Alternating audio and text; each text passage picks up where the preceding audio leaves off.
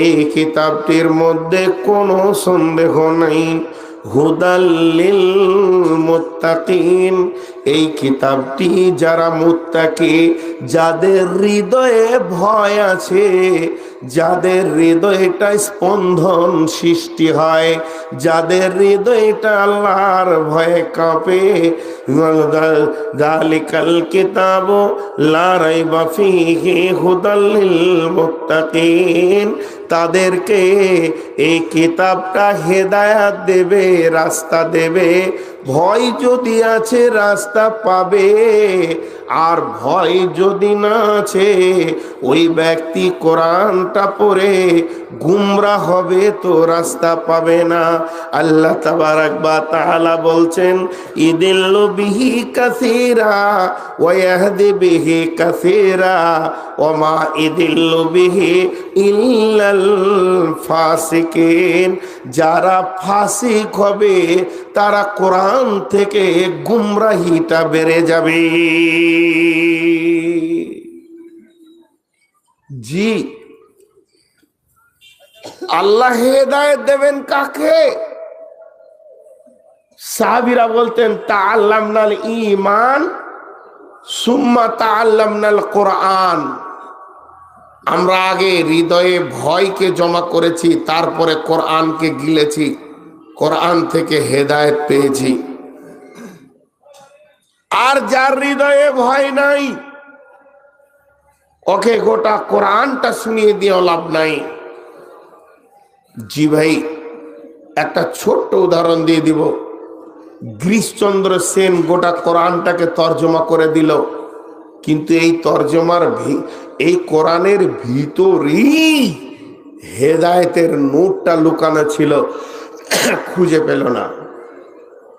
আর হযরত ওমর গোটা কোরআন পড়লো না, রসুলের মাথা আনার জন্য। গিরিশচন্দ্র সেন তো রসুলের মাথা আনতে যায়নি, ইতিহাসে পাওয়া যায়নি যে তালোয়ার নিয়েছে রসুলের মাথা আনতে গেছিল।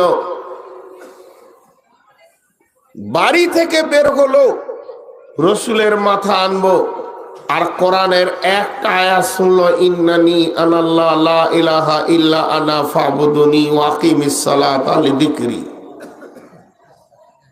পুরো জীবনটা পরিবর্তন হয়ে গেল। কেন? তার হৃদয়ে আল্লাহর ভয় ছিল। ভয় এমন একটা জিনিস মানুষকে রাস্তা দেয়, আর যারা ভয় করে তাদেরকে কি বলে? মুত্তাকি। তাদেরকে কি বলে? মুত্তাকি। আজকে আমার বায়ানের মেন সারাংশ হচ্ছে মুত্তাকি। যারা আল্লাহকে ভয় করে তাদেরকে কি বলা হয়? সবাই বলি কি বলা হয়? মুত্তাকি। আজকে বিষয়বস্তু মুত্তাকি। মুত্তাকির দুটি স্তর আছে, দুইটি স্তর। আমাদের ভারতবর্ষের এডুকেশন বিভাগের দুইটি স্তর আছে। একটা স্তরে একটা স্কুল, আর দ্বিতীয় স্তরে তিনটি স্কুল। প্রাইমারি স্তরে ক্লাস 4 পর্যন্ত, হাই স্তরে ক্লাস 10 পর্যন্ত, তারপরে রয়েছে কলেজ, তারপরে ভার্সিটি।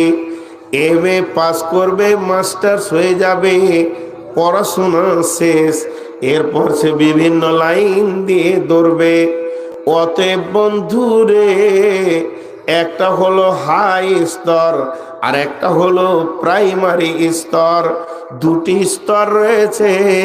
তো আল্লাহ তাবারাক ওয়া তাআলা মুত্তাকিদের ভিতরে দুইটি স্তর রেখেছে, একটা হাই বিভাগ আর একটা লোয়ার বিভাগ, প্রাইমারি বিভাগ। আগে প্রাইমারিটা বলেনি, আর হাইটা পরে বলবো। আল্লাহ তাবারাক ওয়া তাআলা বলছেন, ইয়া আইয়ুহাল্লাযীনা আমানু কুতিবা আলাইকুমুস সিয়ামু কামা কুতিবা আলাল্লাযীনা মিন ক্বাবলিকুম লাআল্লাকুম তাত্তাকুন।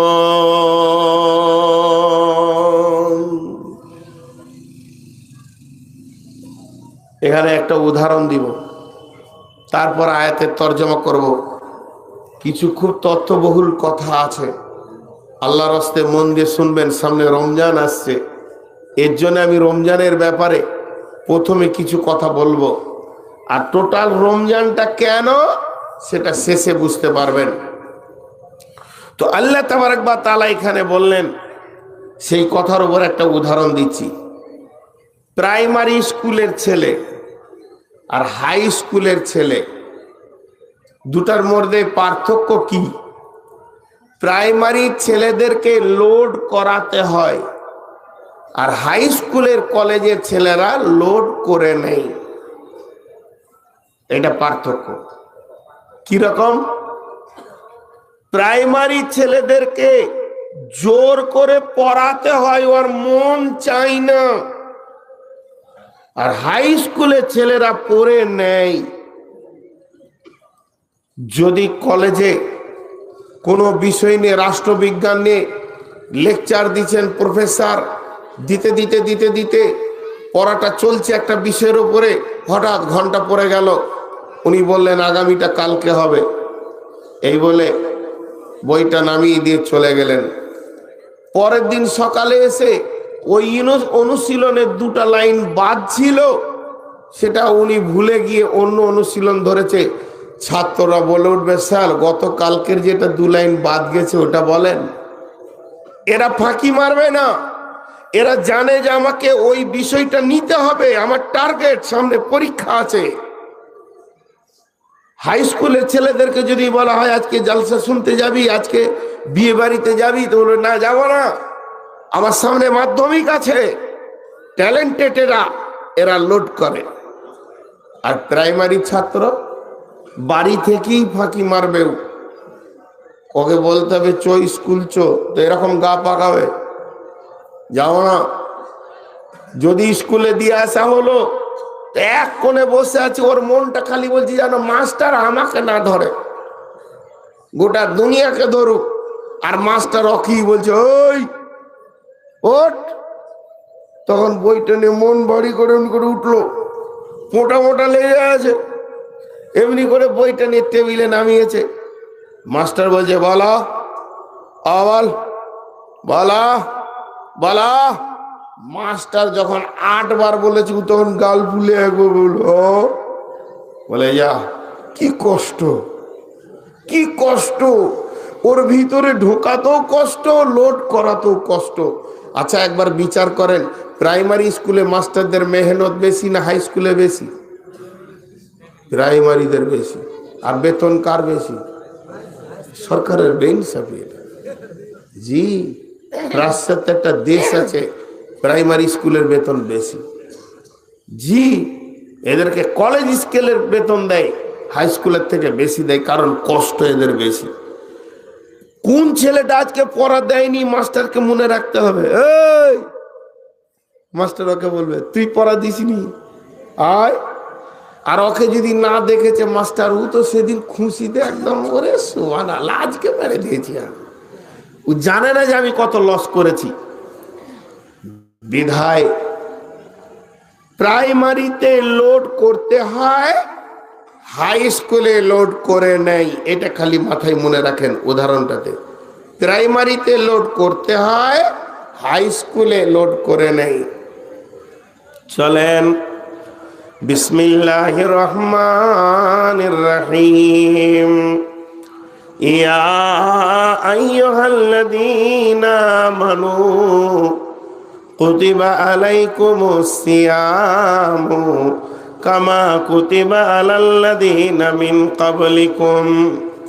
ইয়া আইয়ুহাল্লাযীনা আমানু,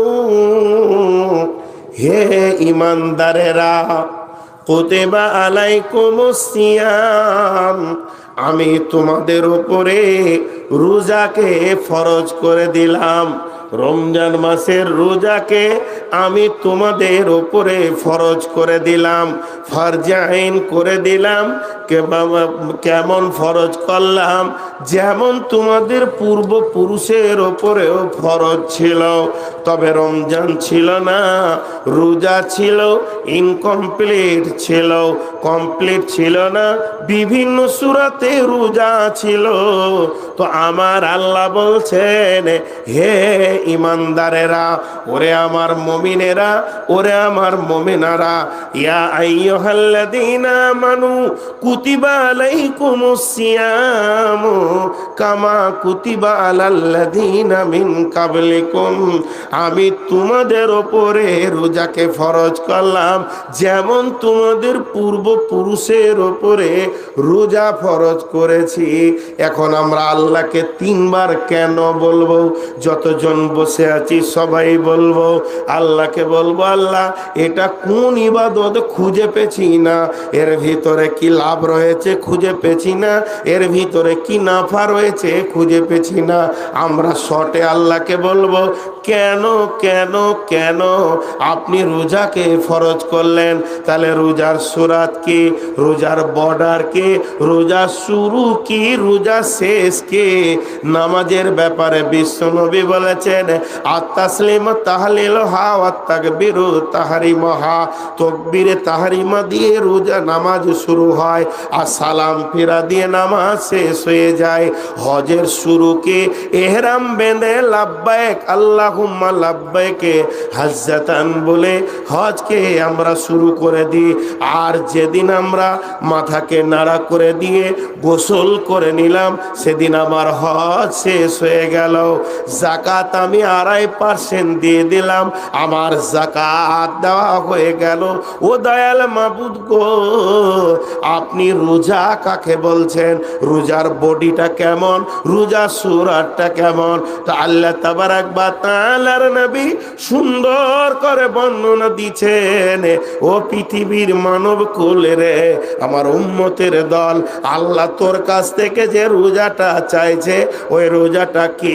সুবে সাদিক থেকে নিয়ে গরুবে শামস পর্যন্ত, সূর্য একদম ফজরে থেকে নিয়ে সূর্য ডুবা পর্যন্ত, খাওয়া থেকে বিরতি, পানাহার থেকে বিরতি, স্ত্রী থেকে বিরতি, নোংরা পয়সা কাজ থেকে বিরতি, সমস্ত ব্রেনকে কন্ট্রোল, দিলকে কন্ট্রোল, জবানকে কন্ট্রোল, মস্তিষ্ক কন্ট্রোল, সার্বিকভাবে তুমি তোমার বডিতে 1 গ্লাস পানি দিতে পাবে না, 1 ঘট দুধ দিতে পাবে না, স্ত্রী সম্পর্কে আসবে না, দৈহিক সম্পর্কে স্ত্রীর সঙ্গে যেতে পারবে না।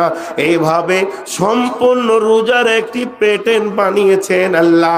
আল্লাহ বানানোর পর বলছেন, এই রোজাটা আমি তোমাদের জন্য ফরজ করে দিলাম। শুধু তোমাদের জন্য নয়, তোমাদের পূর্বপুরুষের জন্য রোজাকে ফরজ করেছি।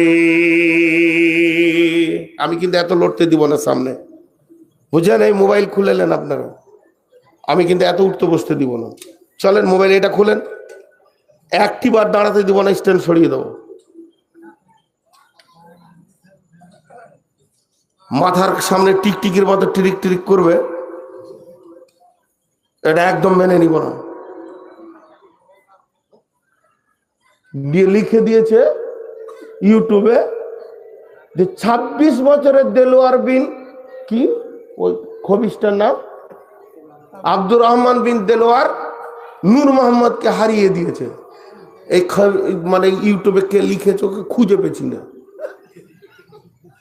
এরাই ও সালমান খানের না ছবি দিয়ে দিচ্ছে পাশে, কোন নায়িকার ছবি দিয়ে দিচ্ছে মার্কেট বাড়ানোর লেগে।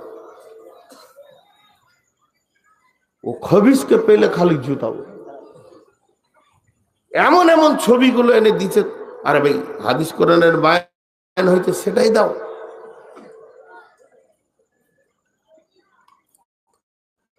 তাহলে রোজা কি খেতে পাবি না? কিছু কিছু কথা এখানে গা চুলকানি লাগবে, মানে আমার বায়ানের ভিতরে। কেমন? আল্লাহ, আমরা খেলে কি তোমার গোডাউনে কমে যাবে? খাওয়া কেন বন্ধ করলে? এক গ্লাস পানি দুপুর বেলায় বলছে না চলবে না। আজীব ব্যাপার। আমি খেলে আল্লাহর কি হচ্ছে?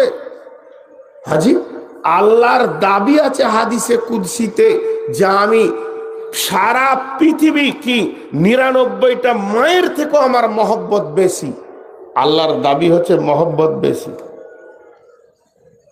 আল্লাহ রাগ, আল্লাহর মহব্বত বেশি আছে। কেমন বেশি একটু শুনেন। আমি এখানে এসেছি, কমিটির লোক আমাকে মসজিদে নিয়ে গেলেন, নিয়ে গিয়ে প্রথম শব্দ কি ব্যবহার করছেন? টিফিন খান। খাও না, ভাল লাগছে না আমার, এমনি সুগার, মিষ্টি খাবো না। তাহলে ভাত খান। ভাত খাবো না। রুটি খান। খান খান খান। এটা মহব্বতের প্রতীক না রাগের প্রতীক? মহব্বত। আপনার বাড়িতে একটা মেহমান এসছে, ভাই ভাত খান। না, এই মাত্র খেয়ে এসছি। তাহলে একটু টিফিন খান। না, খাবো না। তো এক কাপ চা খান। না, আমাকে ভালো লাগছে না। একটু জুস খান। না, খাবো না। তাহলে একটা পান খান। এই খাও, খেতে হবে, খান খান, এটা হলো মহব্বতের প্রতীক। ছোট ভাই স্কুল যায় নাই, বড় ভাই দোকান থেকে এসে শুনেছে ও স্কুল যায়নি, কানটা ধরে ঠেসে মেরেছে এক চর, মাটিতে পড়ে গেল। স্কুল যাবি না মানে তুই কি ভেবেছিস? চরটা মেরে দিলে মাটিতে পড়ে গেল, ও রাগ করে নিয়েছে ভাত খাবো না। মারলে কেন? দুপুর বেলায় চুপ করে শুয়ে আছে, মা বলছে মেরেছিস, বেশ করেছিস, খেতে ডাকগা। তখন বলছো না খাবো। এটা কি? রাগের প্রতীক। আর খান খান মহব্বতের প্রতীক। আল্লাহর দাবিটা হচ্ছে তোদেরকে আমি মহব্বত করি, আবার বলছে খবরদার খাবি না। অঙ্কে মিলছে? আমি তোদেরকে মহব্বত করি, দাবিটা আল্লাহর, আবার বলছে খাবি না। এক গ্লাস পানি দুপুর বেলায় বলে না, বলে তাহলে বিবিটাকে না একটু সময়টা কাটিলি, বলে খবরদার গায়ে হাত দিবি না। আজীব ব্যাপার। সব হালাল গুলোকে হারাম ক্লজ করে দিল। আল্লাহকে এবার জিজ্ঞেস করছি, এইরকম রোজা কেন? এইরকম রোজা কেন? এই ইবাদতটা এই ধরনের কেন? ভাত হালাল হারাম হয়ে গেল, সবজি হালাল হারাম হয়ে গেল, মাছ মাংস হালাল হারাম হয়ে গেল, বিবি হালাল হারাম হয়ে গেল। আল্লাহ শেষকালে দুটি শব্দ ব্যবহার করছেন, লাআল্লাকুম তাত্তাকুন, লাআল্লাকুম তাত্তাকুন, লাআল্লাকুম তাত্তাকুন।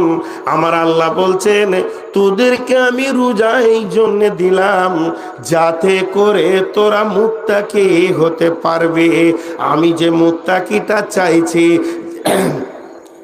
যাদের জন্য স্পেশাল জান্নাতি রিজার্ভেশন রেখেছে, ওই রকম মুত্তাকি যদি হতে হয় তোদেরকে রোজা নামে ছাঁচের ভিতরে ঢুকতে হবে, ডাইসে ঢুকতে হবে, এই রকম প্ল্যানে ঢুকতে হবে।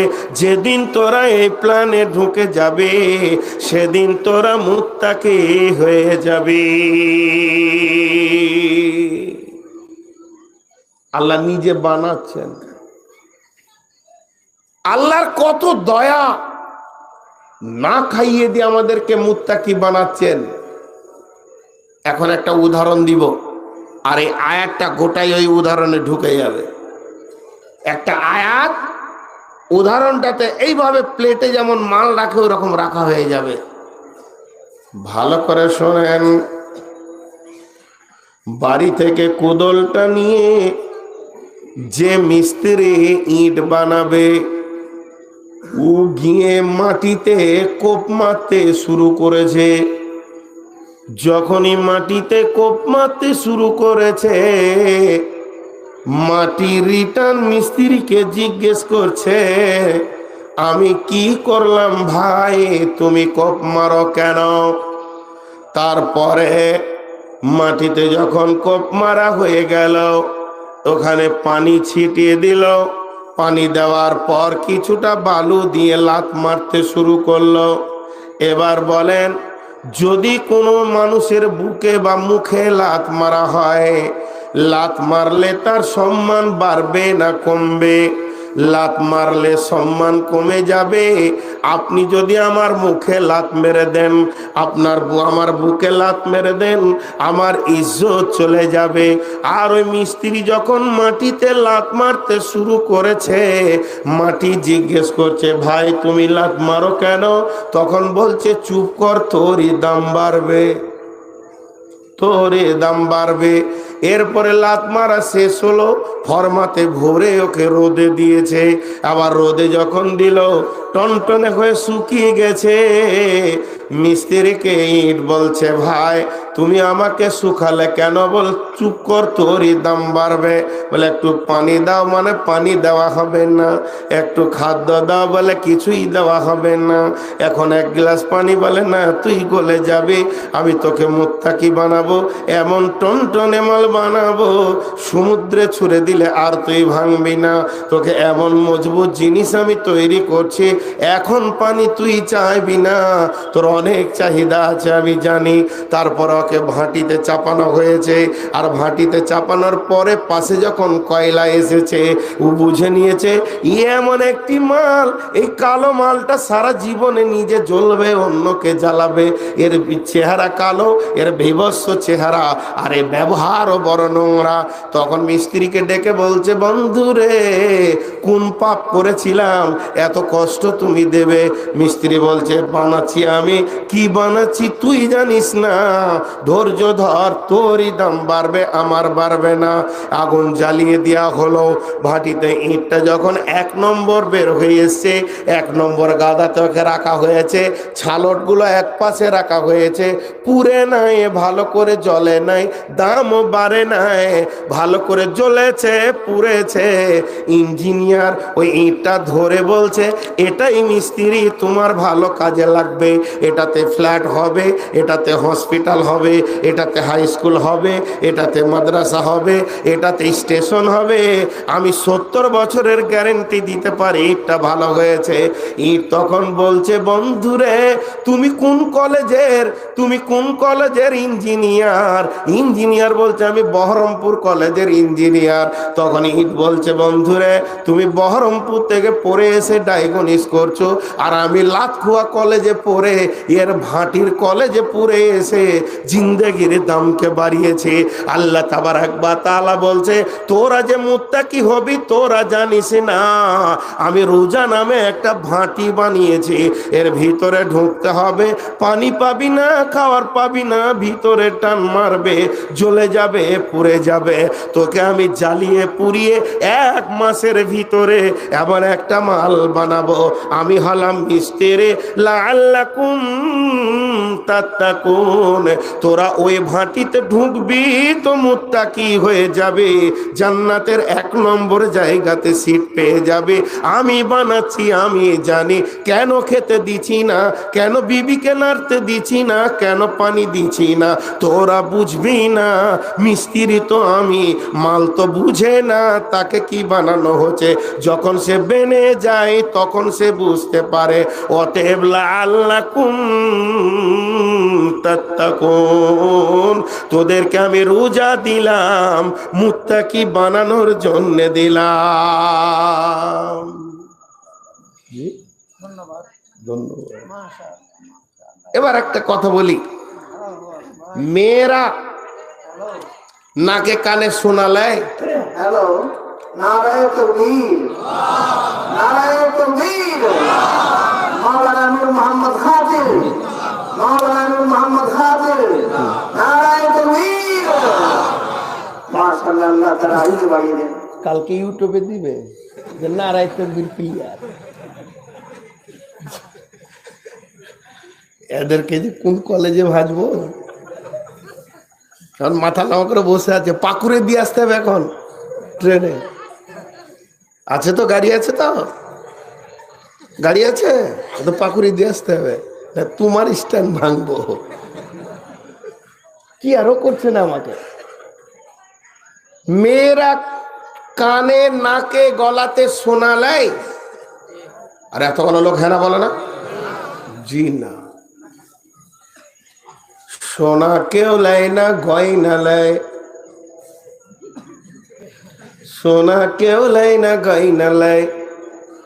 2 ভরি গলার হারের দাম 1 লক্ষ টাকা। বর্তমানে আপনি এক্ষুনি বানিয়ে নিয়ে আসেন ধুলিয়ান থেকে, যদি হোঁটটা একটু বেঁকা থাকে ভাবির নাকটা বেঁকে যাবে। 1 লাখ টাকার কোনো মূল্য নাই। এমনি করে গয়নাটা দেখতে দেখতে বলো, ছি দেখ তো কেমন এখানে করেছে। আরে তুই 1 লাখ টাকা ছি বললি রে, কোথা গলায় দড়িলি বলে? হ্যাঁ, এটা দাম জানিস কত? দামের কোনো মূল্য নাই, কারণ ছাঁচে গোলমাল হয়ে গেছে, ওর মন আর ভরছে না। সোনার মূল্য আছে, কিন্তু সোনাকে ভাটিতে ভরে তাকে ছিলে আবার অ্যাসিডে ডুবিয়ে যখন গয়না বানিয়ে তাকে সোহাগা দিয়ে চকচকে বানানো হয়, তখন কানে এসে লেগে যায়, নাকে লাগে, গলায় লাগে। তো মুসলমান হচ্ছে সোনা, আর রোজার ভাটিতে ঢুকে ছিলে একে যখন গয়না করে দেবে তো নাম হয়ে যাবে মুত্তাকি, আর মুত্তাকিকে আল্লাহ জান্নাতে অলংকার সাজিয়ে নেবে। অতএব আল্লাহ বলছেন, ইয়া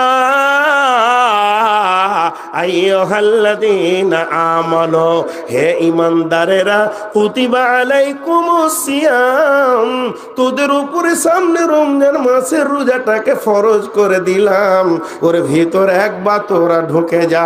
কামা কুতিবা আলাল্লাযীনা মিন কাবলিকুম, যেমন তোদের পূর্বপুরুষের উপরও ফরজ ছিল, লাআল্লাকুম তাত্তাকুন, যাতে করে তোরা মুত্তাকি বেনে যাবি। এবার আমরা মুত্তাকি কিনা একবার টেস্ট করব ল্যাবরেটরিতে, ল্যাবরেটরিতে টেস্ট করব। হাদিসে কুদসিতে আছে, যারা রোজা রাখে, পৃথিবীর বুকে যত আমল আছে লোক দেখানো হয়, নামাজ লোক দেখানো হয়, মান সাল্লা ইউরাই ফাকাদ আশরাকা, হজ লোক দেখানো হয়, যাকাত লোক দেখানো হয়, পৃথিবীর বুকে দান খয়রাত লোক দেখানো হয়, একটা মানুষকে মানুষ উপকার করছে লোক দেখানো হয়। অর্থাৎ একটা কথা জেনে নেন, পৃথিবীর বুকে কোরআন ও হাদিসের ভিতরে যতগুলি আমাল এসেছে, ওটা আল্লাহর জন্যও হয়, লোক দেখানো হয়। শুধু একটা আমল আছে, যার নাম হচ্ছে রোজা।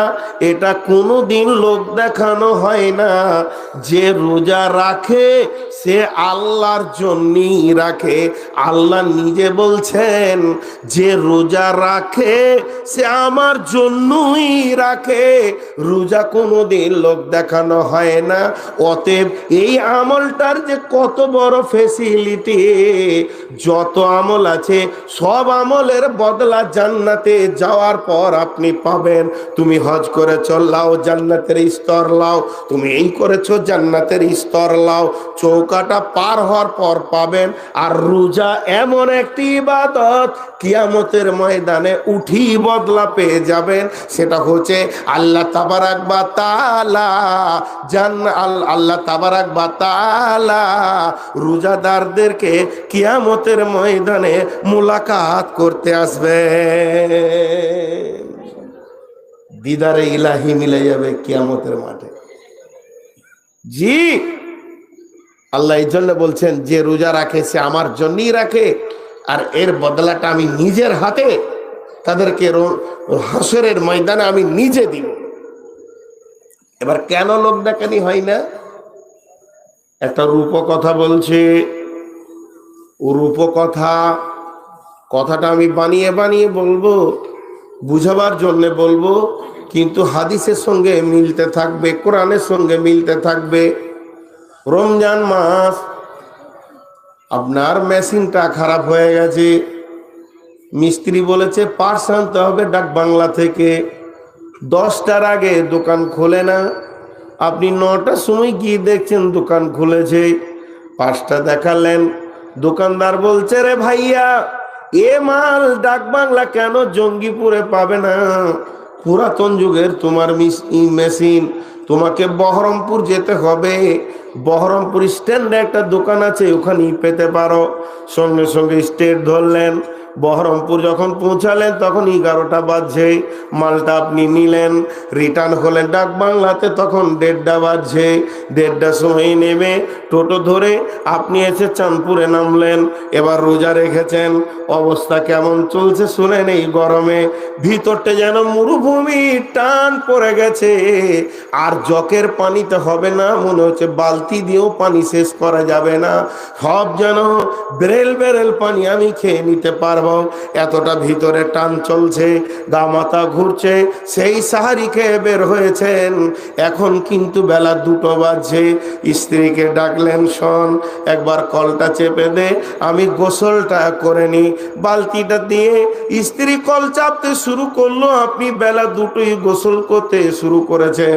এইভাবে পানিটা যখন লোটা করে নিয়ে মাথায় ঢালছেন, মাথা শীতল, শরীরটা শীতল, কিন্তু ভিতরটা মরুভূমি। ওই পানিটা যখন মুখে ঠোঁটের ওপর দিয়ে গিয়ে পেট দিয়ে বইছে, তখন আপনি ঠোঁটটাকে আরো চেপে ধরছেন যাতে ভিতরে না ঢুকে যায়। আমার আল্লাহ খুশি হচ্ছেন, এটারই নাম আল্লাহর ভয়। আর তাকওয়া হা হোনা, তখন যদি দুঘো ঢুকে যায় পৃথিবীর কেউ জানবে না যে তুই পানি পান করেছিস, কিন্তু একমাত্র পানিটা আপনি ভিতরে দিতে দিয়েছেন না, এটা কার জন্যে? না আল্লাহর জন্যে। আল্লাহ তখন খুশি হয়। এরপরে আপনি 2 রাকাত নামাজ, 4 রাকাত ফরজ পড়লেন, পরে এবার বাড়ির ভিতরে শুয়ে গেলেন। স্ত্রী বুঝেছে বড় ক্লান্ত আছে, একটু হাত পা গুলো নেড়ে দিচ্ছে, আপনি একটু আরাম করেন, ফ্যানটা চালিয়ে দিয়েছেন। ছেলে মেয়ে বাড়িতে নাই, মা পাশের বাড়িতে চলে গেছে, আব্বা গেছেন চাঁদপুরে, স্ত্রী তো একা রয়েছে। একবার কোলে টেনে নিয়ে, এটা মিজাজ বলছে না। কেন বলছে না?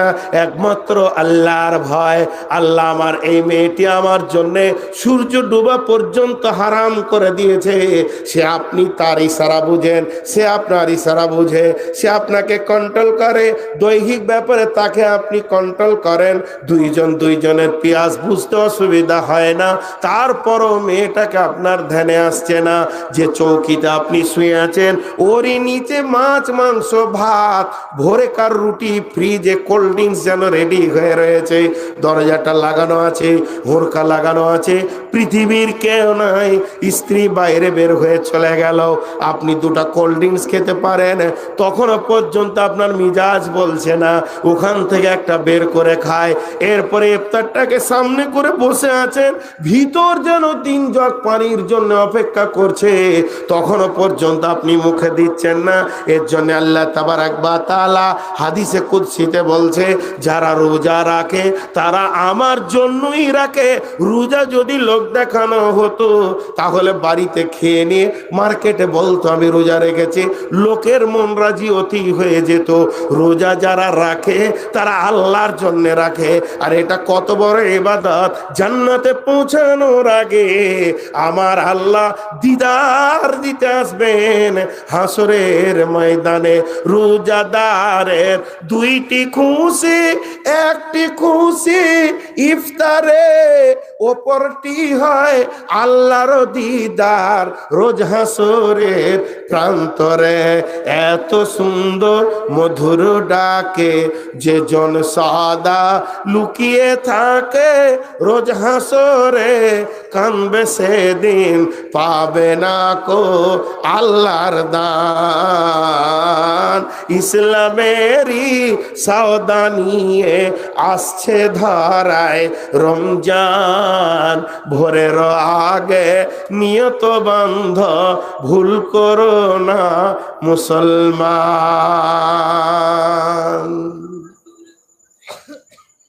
জি ভাই, একবার আমার সঙ্গে সারা দেন, বুঝে এলো? হ্যাঁ না বলেন, বুঝে এলো? এখন আল্লাহ এই ইবাদতটা করালেন কেন? আর একটা সাবজেক্ট বেরিয়ে আসছে।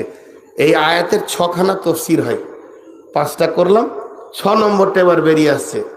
ইয়া আইয়ুহাল্লাযীনা আমানু হে ইমানদারেরা, কুতিবা আলাইকুমুস সিয়ামু কামা কুতিবা আলাল্লাযীনা মিন কাবলিকুম লাআল্লাকুম তাত্তাকুন। আল্লাহ বলতে চাইছে, ও মুমিনের দলে রে, তোর ভিতরে তাকওয়া ভয় নামে একটা পার্স আমি ভরে রেখেছি, এটা তোকে দিই, তোকেই প্রমাণ আমি করে দিব। উঠছেন কেন? ফজর পর্যন্ত চলবে জিজি, যান ওইটিকে ধরে নিয়ে এসে বসিয়ে দেন, ফজর পর্যন্ত চালিয়ে দেবো, যান ওইটিকে ধরে নিয়ে এসে বসিয়ে দেন। এইটা শুনে নেবা, এটার ভিতরে আবার মজা আছে, প্রতিটি তফসিরের ভিতরে আমার যুক্তি আছে এবং মজা আছে। এটা 6 নম্বর চলছে এই একই আয়াতের। যোগ্য শিক্ষক যারা হয় মাদ্রাসাতে, স্কুলে, তারা ছাত্রকে বলে তোর ভিতরে যোগ্যতা আছে, তুই চেষ্টা কর। যেমন আমি বলি, এখানে আমার অনেক শিক্ষক আছে, তার মধ্যে একটা শিক্ষক গোঁধাইপুরের, হাতে খড়ি ওর কাছে আলিফ বা। মৌলানা আহমদুল্লাহ সাহেব পৃথিবী থেকে চলে গেছেন, আব্দুল করিম আব্দুল রহিম মামার, উনি আমার নানা, ওনাকে নানা বলতাম। ওনার কাছে কোনো পড়া যদি শিখতে যেতাম, আবাসা ওয়াতাওয়াল্লাহ, আবাসা আছে, আইন যাবার আবা যাবার বাস, শুনতে পারছে আবাসা, তো ওইটাকে আঙুল দিয়ে ধরে আছি, নানা বলে দেন তো, তুই বল না বে। তা আমার মনে মনে হচ্ছে আমি যদি বলবো তো আপনার কাছে এলাম কেন, না তুই পারবি বে বল, আমাকে বে বলতেন উনি, নানা বলতাম তো। এবারে বাকে আর সিনকে আড়াল করে ধরে বলছে এটা কি, বল আইন, আইন যাবার কি হয় আ, তারপরে বল বা যাবার বা, কি হলো আবা, তারপর এটা কি সিন যাবার সা, কি হলো আবাসা। উনি বললেন না, আমি বলতে পারছিলাম না, আমি বলে নিলাম। আমার ভিতরে যে একটা যোগ্যতা লুকানো আছে, আমি যদি চেষ্টা করতাম এইভাবে তো পারতাম। আমাকে দিন আমাকে প্রমাণ করে দিল। তো আল্লাহ তাবারাক ওয়া তাআলা বলছে, তোরা খালি বলিস পরেজগার হতে পারবো না, তোকে দিই, তোকে আমি প্রমাণ করব তোর ভিতরে হারাম থেকে বেঁচে থাকার একটা যোগ্যতা আছে। তুই নিজের বিবি, যে মেয়েটাকে 11 মাস দিন রাত ব্যবহার করলি, ওইটাকে তোকে 1 মাস দিনে ব্যবহার করতে দিলাম না, তুই ওর থেকে দূরে থাকলি। আর রমজান পেরিয়ে গেলে তখন শালির কাপড় ধরে টানছিস, স্যালেজের কাপড় ধরে টানছিস, এইরকম নোংরা কেন তুই হয়ে গেলি? নিজের বিবি থেকে যে ছেলেটা বিরত থাকতে পারে, তার ভিতরে নারী থেকে বিরত থাকার একটা যোগ্যতা রয়েছে। যে ছেলেটা মাছ মাংস সারা জীবন খেয়ে এলো, রমজান মাসে খেলো না, তাহলে তোকে দিয়ে আমি প্রমাণ করে দিলাম তোকে হারাম থেকে বাঁচার একটা যোগ্যতা রয়েছে। অন্য মাসে রমজান পেরিয়ে গেলে সুদ, জুয়া, তাসলা, লুডো, দাবা আর গুলগোরা, কবিরি, জর্দা, তামাক, এগুলোকে আমি হারাম করেছি। রমজানে তুই যেমন ভাত রুটি থেকে নিজেকে বাঁচিয়েছিলি, ওইভাবে অন্য মাসে আমি তোকে ট্রেনিং করে মুত্তাকি করে দিলাম। যেগুলো হারাম বলেছি ওইভাবে তুই নিজেকে বাঁচাবি, অন্য মেয়ে থেকে বাঁচাবি, আর হারাম মেয়ে থেকে নিজেকে বাঁচাবি, হারাম খাওয়া থেকে বাঁচাবি। এটা রমজান তোকে একটা মুত্তাকি হওয়ার ট্রেনিং দিয়ে চলে গেল। লাআল্লাকুম তাত্তাকুন। জি, তাহলে আমাদের দিলে ভয় নাই। সুদ খেন না জি, মদ খেন না জি, মদ খেন না, মদ খেন না, সুদ খেন। আজ বিড়ি খেয়েছেন কেন জি? আস্তে আস্তে ছাড়বো মামা, আগে 62টা করে দিনে খেতাম, এখন 25টা করেছি, আস্তে আস্তে ছাড়বো, এরপরে 5টা করবো, দিয়ে 1টা 2টা খেতে খেতে ছেড়ে দেব। জি, সকালবেলায় উঠে এতটা নাস্তা খেয়েছে, এতটা দই, আর বেশি লয় 8টা রসগোল্লা খেয়েছে বড় বড়। বাড়িতে বসে আছে, শরীরটা জ্বর জ্বর ঝিমঝিম করছে। কি ব্যাপার, 2 দিন থেকে শরীরটা ভালো লাগে না গা। হ্যাঁ, তো লাতির বিয়ে, নানা লাতির বিয়েতে গিয়েছে, মানে আরো কুদাকুদি বেশি হচ্ছে। নানা মিষ্টি খাও, খেয়েছি ভাই, দিয়ে 20টা 10টা করে 3 দিন ধরে রসগোল্লা খাইল। আর উনি ছোট থেকে রসগোল্লা ভালোবাসেন, এখন বয়স হয়ে গেছে 62, তো প্রতিদিন 8টা 10টা 20টা খেয়ে নিল, এমন মানুষ। হঠাৎ বলছি ওর লাতিকে, গাটা কেমন ঝিমঝিম করছে রে। না না চলেন ডাক্তার দেখিয়ে আসি। মোটর সাইকেলে চাপিলে একদম ফিটার ক্যানের পার ধরে জঙ্গিপুরে ডাক্তারকে নাম লিখিয়ে নিয়ে ডাক্তার চিকিৎসা করে যে আপনার 400-র উপরে সুগার। বল 400-র উপরে সুগার? তেমনি তাকাইছে বুড়া,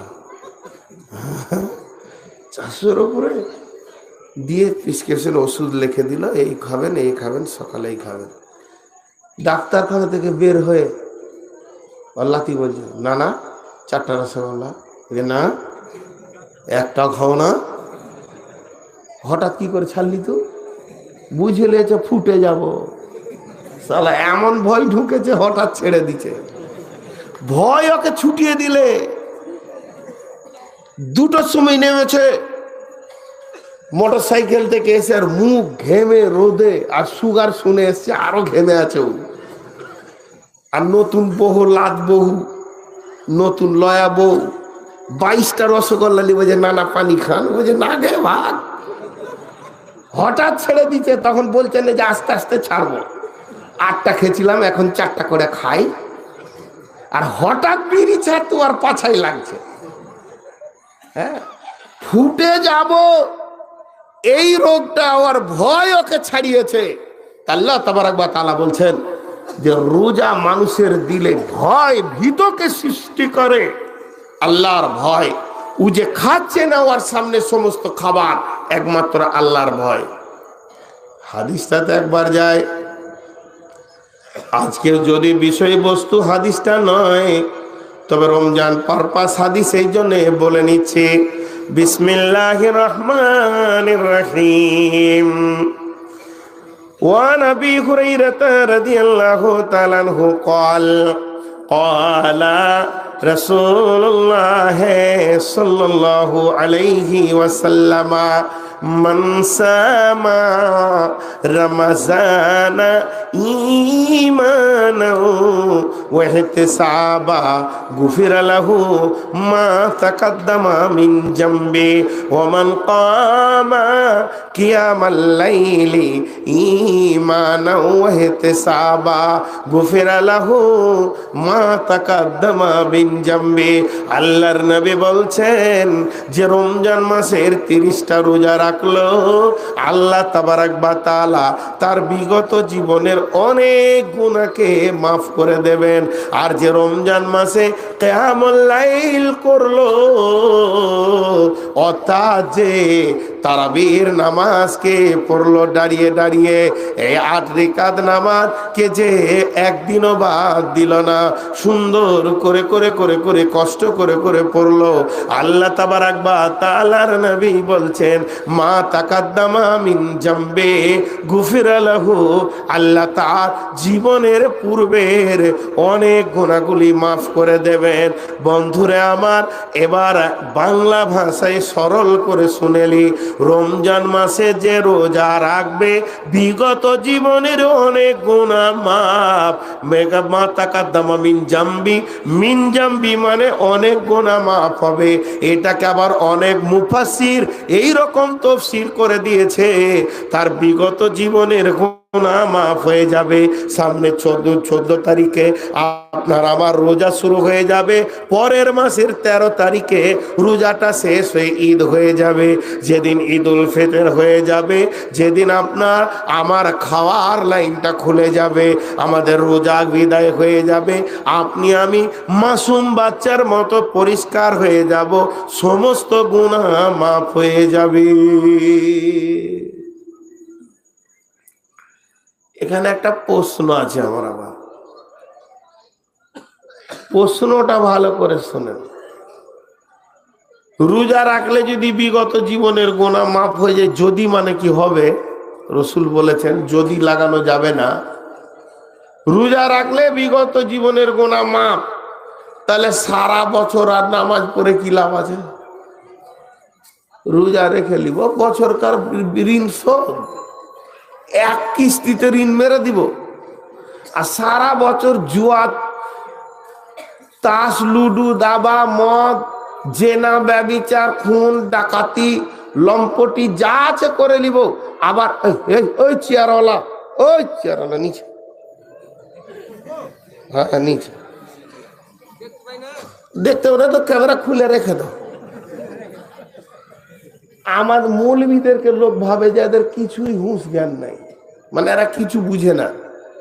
ক্যামেরা বছরে কয়েক হাজার দেখছি, কয়েক লাখ দেখছি, এর থেকে তো দামি ক্যামেরা বাংলাদেশে একজনকে আমি ওই চেয়ারে বসতে দেখছি না, ওদের ক্যামেরার ক্যাপাসিটি নেই। তো যাই হোক, আমি আমার বায়ানের দিকে যাই। তো আল্লাহ বলছে মাপ, তো মাপ, নবীজি বললেন মাপ, তো মাপ হয়ে গেল। তো সারা বছরে এবার পাইকারি হারে আমি গুনাহ করব। আবার রমজান মাস আসবে, এক কিস্তি ৩০। কথা ঠিক বলেছি না ভুল? আরে যুক্তিটা ঠিক আছে না ভুল? কি দরকার আছে সারা বছর এই নামাজ পড়ো, পানিতে ডুবো, উজু করো, কত ভেজাল। জি ভাইরা আমার, মিন জাম্বি এর মানে হচ্ছে বেশ কিছু গুনাহ মাফ হয়ে যাবে। কিন্তু নবীজি দুইটি শর্ত করেছেন, একটা হলো ঈমানাও, একটা হলো ইহতিসাবা।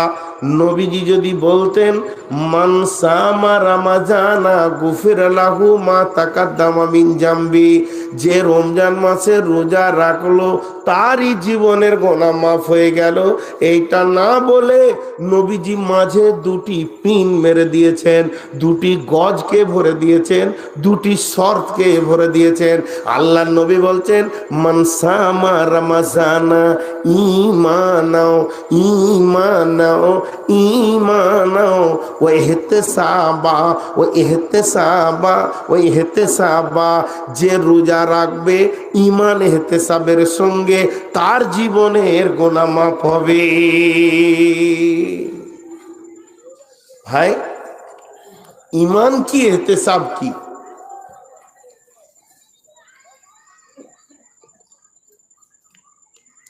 ঈমান কি ইহতিসাব কি এটা শুনেন, তারপরে বাড়ি যাবেন। খুব জরুরি কথা বলছি এই দুটি। ঈমান, রোজার সঙ্গে ঈমান থাকতে হবে। কয়েকদিন আগে এই এলাকাতে বক্তব্যটা রাখলাম না, কোথায় রাখলাম খেয়াল হচ্ছে না। ঈমানের রূপ কি, ঈমানের কালার কি, ঈমানের রূপ কি? জি ভাই, এটা একটু বলে নি। নামাজের একটা রূপ আছে, এই লোকটা উঠা বসা করছে, আমি যদি সামনে দিয়ে হাঁটি, সভাপতি হাতটা দিয়ে বলবে যে না নামাজ পড়ছো। নামাজের রূপ রয়েছে, হাত বাঁধো, রুকু করো, তাসাহুদ করো, উঠো। রোজার একটা রূপ রয়েছে, না খেয়ে বসে আছি, ভাই একটা চা খান, না আমি রোজাদার। হজের একটা রূপ আছে, এহরাম বেঁধে নাও, লব্বাইক আল্লাহুম্মা লব্বাইক লব্বাইক লা শারীকা লাকা লব্বাইক ইন্নাল হামদা ওয়ান নি'মাতা লাকা ওয়াল মুলক লা শারীকা লাক। এটা আমি বুঝে নিলাম যে হজ করছে। জাকাতের একটা রূপ আছে, 10,000 20,000 5,000 করে দিচ্ছে। ঈমানের রূপটা কি? ঈমানটা কেমন? এমনি করে থাকার নাম ঈমান না, এমনি করে থাকার নাম ঈমান। ঈমানের রূপ কি? আমার বডিতে ঈমানের রূপটা কেমন হবে? 1 নম্বর। 2 নম্বর, নামাজ শুরু হচ্ছে 7 বছর থেকে, ফরজ আইন হয়ে যাচ্ছে 12 বছর থেকে। আর 12 বছর থেকে রোজা, হজ, জাকাত ফরজ হচ্ছে, তার আগে ছুটি রয়েছে। আমার নামাজের দরকার নাই। নামাজ প্রতিদিন 5 বার, মাঝে মাঝে ফাঁক আছে। রোজা বছরে 1 বার, 11 মাস ফাঁক আছে। হজ জীবনে 1 বার, সারা জীবন ছুটি আছে। জাকাত বছরে 1 বার, সারা বছর ফাঁক আছে। তাহলে ঈমানটা কখন থেকে শুরু হবে? 7 বছর বয়স থেকে না 10 বছর বয়স থেকে? আর ঈমানটা যে শুরু হবে তো কখন কখন ফাঁক আছে? নামাজ আমরা এশা পড়েছি, ফজর পর্যন্ত ফাঁক আছে, ফজর পড়ে নিব, জোহর পর্যন্ত ফাঁক আছে। তাহলে ঈমানটা সকালে ঈমানদার থাকবো, বাকি টাইম বেঈমানি করবো, তো আবার একবার ঈমানদার হয়ে যাব। এরকম কোনো ভাগ আছে নাকি? আর ইমান শুরু কখন থেকে? অনেক লম্বা চড়া কথা। তাহলে একটা বলবো, এতগুলি বলতে গেলে 3 ঘন্টা লেগে যাবে শুধু ইমানের ওপরে। ইমানের রূপ কি, ইমান কি করে? তাহলে একটা কথা বলে দিই, আমার বডিতে যতগুলো পার্টস আছে, কিডনিটাকে বের করে যদি বলেন যে বোর্ডে ওর ছবিটা আঁকবো, এঁকে দেওয়া যাবে কিডনিটা কেমন, আমার মুখটা কেমন আঁকা যাবে, আমার হাতটা কেমন, পাটা কেমন, আমার বডিটা কেমন, পিস পিস এঁকে দিতে পারবে। কিন্তু আমার বডির ভিতরে একটা পার্টস আছে যেটা দেখা যাবে, তার কালার হলো লাল, যাকে আমরা রক্ত বলি। এর নিজস্ব কোনো রূপ নাই। বিজ্ঞানীরা বলছে পানির রং আছে কিন্তু নিজস্ব কোনো রূপ নাই। পানি যখন বোতলে ঢোকেও বোতলের রূপ ধারণ করে, ঘটিতে ঢুকলে ঘটির রূপ ধারণ করবে, গ্লাসে ঢুকলে গ্লাসের মতো হয়ে যাবে, হাঁড়ির মতো ঢুকলে হাঁড়ির মতো হয়ে যাবে। তেমনি ইমানের নিজস্ব কোনো রূপ নাই। ইমানের নিজস্ব কোনো রূপ নাই। ইমানের শক্তি আছে কিন্তু ইমানের রূপ নাই। যেমন রক্তের শক্তি আছে, ক্ষমতা আছে, কিন্তু রক্তের রূপ নাই। আমার হাতের ক্ষমতা নয়, এটা আমার রক্তের ক্ষমতা, কিন্তু যে হাতে রক্ত থাকবে না ওই হাতটা প্যারালাইসিস হয়ে যাবে, ওটার ক্ষমতা থাকবে না। তেমনি পৃথিবীর বুকে যত আমল আছে, কোরআনে হাদিসে যত আমল আছে, সমস্ত আমলের রক্ত হলো ঈমান। যে আমলে ঈমান নাই সে আমলটা প্যারালাইসিস, তার কোনো কাজে লাগবে না। বেঈমান হালাতে রোজা করলো কাজে লাগবে না, বেঈমান হালাতে রহমত পড়লো কাজে লাগবে না। যত ছোট বড় যত আমল কোরআন হাদিসে এসেছে, সমস্ত আমলের ব্লাড হলো কে? ঈমান। ওর নিজস্ব কোনো রূপ নাই। ঈমান যখন নামাজের সময় ঢুকে তো নামাজের মতো হয়ে যায়। ঈমান যখন রোজাদারের কাছে যায় তখন রোজাদারের মতো হয়ে যায়। একটা লোক দিনে খেলে আপনি বলবেন বেঈমান রোজা রাখেনি। একটা লোক আজান হয়ে গেলে মসজিদ না গেলে আপনি বলবেন বেঈমান মসজিদে ঢুকে না। একটা লোক জাকাত না দিলে বেঈমান জাকাত দেয় না। আগে বেঈমানটা লাগাবেন, তারপরে সে জাকাত দেয় না। তার কারণ হাদিসের মধ্যে আছে পৃথিবীর মানুষ কোনোদিন গুনাহ করতে পারবে না তার কাছে যতক্ষণ ঈমান থাকবে। যখন সে কাবিরা গুনাহ করে, ঈমানটা পালিয়ে যায়, তখন ও গুনাহটা করে। আবার ঈমান এসে গেলে ওই লোকটি আবার তওবা করে। অতএব বন্ধুরে, ঈমান এমন একটা শক্তির নাম, ঈমান এমন একটা সিকিউরিটির নাম, যে দেহতে থাকবে আর ওই দেহ গুনাহ করবে, এটা কোনোদিন হতে পারে না। তাহলে রমজান মাসের ঈমান কি? না খেয়ে থাকার প্রমাণটার নাম হচ্ছে ঈমান। তো আল্লাহ তাবারাক ওয়া তাআলা নবী বলছেন রোজার ভিতরে তোমাকে ঈমান রাখতে হবে। হযরত ওমর ফারুক রাদিয়াল্লাহু তাআলা আনহু একদিন মরুভূমির প্রান্তে সফর করছিলেন, আর সঙ্গী সাথীরা হযরত ওমরের সঙ্গে ছিলেন। একটা দুটা নয়, বেশ বড় কাফেলা। গভীর অন্ধকার, আমাবস্যার রাত, মরুভূমিতে কেউ কাউকে দেখতে পেছে না। কারো ঘোড়া, কারো খচ্চর, কারো উট, তারা সওয়ারিতে চলতে রয়েছে। এমন সময় হযরতে ওমর বলে ফেললেন, হে আমার সফরের সাথীরা, কেউ আছো কি? এমন একটা আমাকে কোরআনের আয়াত শোনাবে যে আয়াতটা শুনলে আমার ভিতরে ভয় আসবে, আল্লাহর ভয় আসবে, আমার চোখ দিয়ে পানি আসবে। এরকম আয়াত কেউ শোনাতে পারবে কি? আঁধারের ভিতরে পেছন দিক থেকে শব্দ এলো, বিসমিল্লাহির রহমানির রহিম, ফামান ইয়ামাল মিসকালা যাররাতিন খায়রান ইয়ারা ওয়া মান ইয়ামাল মিসকালা যাররাতিন শাররান ইয়ারা। হযরত ওমর ডুকরে কাঁদতে শুরু করলেন আর বললেন, ওরে আমার ভাই রে, তুমি আমাকে এমন টার্গেট করে কথা বললে। তিনি বলতে চাইলেন, হে ভাই ওমর, শুনে নাও, তুমি পাপ করো চাই নাকি করো, এমন একটা দিন আসছে যেদিন সেইটা তোমার বহির প্রকাশ হয়ে যাবে, মানুষের সামনে আয়নার মতো মানুষ দেখতে পাবে। হযরত ওমর ডুকরে কাঁদছেন আর বলছেন, কেউ আছো কি আমার দিলের তাসাল্লি দিয়ে দিতে পারবে, কোরআনের আয়াত পড়ে আমার মনের ভিতরে সান্ত্বনা দিতে পারবে, আমার মনকে স্থির করে দিতে পারবে। এখন আমি কাঁদছি, আমার মন অত শান্তি নাই, আমার মনের ভিতরে ভাইব্রেশন শুরু হয়ে গেছে, কম্পন শুরু হয়ে গেছে, এটাকে কেউ থামাতে পারবে কি? কোরআনের আয়াত দিয়ে একই কণ্ঠে, যে কণ্ঠে পড়েছিল আগের আয়াত, ওই একই কণ্ঠে আবার আয়াত পড়ছে, বিসমিল্লাহির বিসমিল্লাহির রহমানির রহিম লা তাকনাতু মির রাহমাতিল্লাহি। উমর রে, তুমি যতই গুনাহ করো না কেন, আল্লাহর রহমতের দরিয়ায় সামান্য কিঞ্চিত আল্লাহর দয়ার প্রত্যাশী হয়ে যাও, সমস্ত গুনাহ আল্লাহ কোন দিকে ভ্যানিশ করে দেবে। তুমি জেনে নাও তোমার আল্লাহ বড় মেহেরবান। হযরত উমর এর জন্য একটু সান্ত্বনা পেলেন।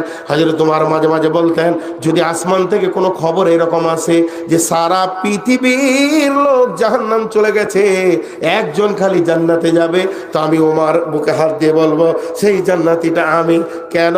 তখন আমার কোরআনের আয়াত আমাকে সাপোর্ট করে বলবে লা তাকনাতু মির রাহমাতিল্লাহ। উমর রে, তুই যতই গুনাহ কর না কেন তোর আল্লাহ মেহেরবান। আর আসমান থেকে যদি এরকম খবর আসে সারা পৃথিবী জান্নাতে চলে গেছে, শুধু একজন জাহান্নামে গিয়ে ডুবছে, তখন উমর বলছে আমি নিজেকেই মনে করবো সেই উমরটা আমি। তার কারণ হচ্ছে আল্লাহ বলেছে ইন্না বাদশা রব্বিকা লাশাদীদ, আমার পাকার হচ্ছে বড় মজবুত, যাকে ধরবো তাকে আর ছাড়বো না। অতএব হাদিসের মধ্যে আছে বিশ্ব নবী বলেছেন আল্লাহ যাকে ধরবে আর কেন বলে দেবে, ও আর জান্নাত পাবে না, ওকে জাহান্নাম চলে যেতে হবে। অতএব রোজার ভিতরে ঈমান হলো সারা পৃথিবীর রোজা কবুল হোক আর না হোক, আল্লাহ আমাকে যখন রোজা রাখাচ্ছেন তখন আমার রোজা কবুল হবে, এর ওপরে স্ট্যান্ড করে দাঁড়িয়ে থাকতে হবে। রোজার ভিতরে ঈমান, বুঝাতে পারলাম? কারো রোজা কবুল হোক আর না হোক, আমার রোজা কবুল হবে লয় হবে। বেঈমান অনেক আছে। হাজি আজকে সবে কত রাতে একটু দোয়া করে নি। আমার ওস্তাদ ভাজন মৌলানা সভাপতি সাহেব দোয়া করতে শুরু করেছেন। ধরেন উদাহরণ দিচ্ছি, এটা রমজান মাস, মসজিদে দু চার কথা শোনানো হলো, গ্রামের মুরব্বিতি শুনিয়েছে কোনো জালসালায়, এখন দোয়া করছে। যে দোয়াতে কি ধরেছে জানেন? দোয়াতে উনি অঝর নয়নে কাঁদছেন আর বলছেন আল্লাহ তোমার দুনিয়ায় চলে ফিরে মাটিতে চুলদারি সাদা করে ফেললাম, আর যত চুলদারি সাদা করেছি তার 10 গুণ বেশি গুনার বোঝা নিয়ে বয়ে বেড়াচ্ছি। রমজান মাসকে পেয়েছি, সবে কদর পেয়েছি, তোমার মতো রহমতের মাবুদ পেয়েছি, দয়ার মাবুদ পেয়েছি। রব্বুল আলামিন আমাদের জীবনের ছোট বড় সব গুনাহ মাফ করে দাও। আর ওনার দোয়া শুনে সমস্ত লোক আমিন বলছে। আর উনি বললেন নিজের নিজের গুনাহগুলোকে খেয়াল করেন, আল্লাহর কাছে মাফ চান। এ আল্লাহ, আমরা কেউ চুরি করেছি, জেনা করেছি, ব্যভিচার করেছি, মাবুদ গো তুমি সবে কদর দিয়েছো মাপের জারিয়ার জন্যে, আমরা কাঁদবো, বান্দা গুনাহ করবে, মাবুদ মাফ করবে, আমরা কাঁদবো, তুমি আমাদের পারওয়ানা দেবে, আল্লাহ তুমি মাফ করে দাও। তখন একজন ঢুকড়ে কেঁদে উঠছে আর বলছে আল্লাহ তুমি মাফ করে দাও। মানে ও ধারণা করে নিয়েছে আল্লাহ তুমি আমাকে মাফ করবি। আর একজন চোর, সেও মনে মনে করছে আল্লাহ তুমি আমাকে মাফ করবি। এইভাবে একজন জিনা করেছে, সেও মনে মনে করছে আল্লাহ তুমি আমাকে মাফ করবি। এগুলোকে বলা হয় 100% ইমানদার, এগুলো মাফ হয়ে যাবে হয়ে যাবে হয়ে যাবে। যেহেতু আল্লাহ রসুল বলছেন মান সামা রমাজানা, রোজা রাখবে, ঈমানাও 100% ইমানের, আল্লাহ দরজার সামনে দাঁড়িয়ে তুমি নিজেকে দোদল্য রাখিও না। এর ভিতরে লোক অঝর নয়নে কাঁদছে আর মনে মনে করছে মাপ হবেই, তার ভিতরে এক বেঈমান বসে আছে, ও খালি ঢিলা ঢিলা করে বলছে আমি মানে কখন দোয়াটা শেষ হয়। আর মাঝে মাঝে মনে করছে আমি যা দাঁড়িয়ে বেড়েছি মাপ হতেও পারে নাও পারে। আমি আল্লাহ বলছে তোরটা হবে না। তার কারণ এর জন্য হাদিস আছে, আল্লাহ নবী বলছে আমার প্রতি যে যেমন ধারণা রাখবে আল্লাহ তাবারক ওয়া তাআলা বলেছেন আমি তার সঙ্গে সেই ব্যবহার করব। ঠিক না ভুল? আমি কত ভুল বলছি? যদি কেউ আল্লাহর ব্যাপারে শৈথল্য রাখে আল্লাহ তার গুনাহ মাফ করবে না। গুনাহ করে আসমান পর্যন্ত ঠেকিয়ে দেন, আল্লাহর কিছু যায় আসে না। চোখের পানি একিনের সঙ্গে কেঁদে দেন, ভ্যানিশ হয়ে যাবে। আর কাঁদার সময় যদি দোদল্য থাকে তাহলে জেনে নেন এর গুনাহ মাফ হবে না। এর জন্য নবীজি বলছেন রোজা রাখবি, সাহারি খাবি, তার আগে তুই ঈমানটা মজবুত কর, আমার রোজা কবুল হবি আর আমার গুনাহ মাফ হবি। তাতে যত বড়ই তুই গুনাহ কর, এ গুনাহ মাফ হবে না, এই ধরনের চিন্তাটা তোরা মাথায় আনবি না। হাজি আপনারা হাসছেন, আমি কোনো হাস্য কৌতূহলের কথা বলছি, যুক্তি কথা বলছি, আপনাদের বুঝতে কোনো অসুবিধা আছে? আপনি যত বড় পাপ করেন ফেরাউনকে টপকাইতে পারবেন না। পারবেন? আরে হ্যাঁ না বলেন। আপনি আমি যত বড়ই পাপ করি ফেরাউনকে টপকাইতে। এই ফেরাউনের ব্যাপারে এগুলো কি ইসরায়েলি ঘটনা, সহিহ জয়ীফ বলছে, অনেকে বলুক, তারপরও ঘটনা শুনেলেন ফেরাউন ডুবছে উঠছে, ডুবছে উঠছে, আর বলছে মুসা রে তোর আল্লাহর উপরে ঈমান আনবার, পুচ করে আবার ডুবে গেল, হুপ করে আবার উঠছে, তোর আল্লাহর উপরে ঈমান আনবো, মুসা তুই দোয়া কর আল্লাহ বাঁধবে, দিয়ে মরে গেল। খবিস মরে গিয়ে যখন ভেসে গেল তা আল্লাহ মুসাকে বলছে মুসা রে তোর কাছে কত মাপ চাইলে তুই মাপ করতে পারলি না রে। ও নিরেট গাধা, ও গাধাও মাথা মোটা, ও যদি তোকে বাদ দিয়ে একবার আমাকে বলতো আল্লাহ মাফ করে দাও তো আমি পানি থেকে পারে তুলে দিতাম। আল্লাহ ওকে মাফ করতে চেয়েছে, ইবলিস শয়তানকে মাফ করতে চেয়েছে। কিন্তু আমরা ভাবছি যে আমি এত গুনাহ করেছি আল্লাহ মাফ করতে পারবে না। হাজি ভাই আপনি যে গুনাহটাই করেছেন আল্লাহ মাফ করতে পারবে না, আল্লাহর ক্ষমতা নাই মনে করছেন নাকি? পারবে, কিন্তু আপনার আমার ইমানটা মজবুত হতে হবে। তাহলে 30টা রোজাতে আমার ইমান কি থাকবে? আমার গুনাহ মাফ হবে। ইহতিসাব একটা হলো ইমান। কটা শর্তে রোজা রাখতে বলেছে?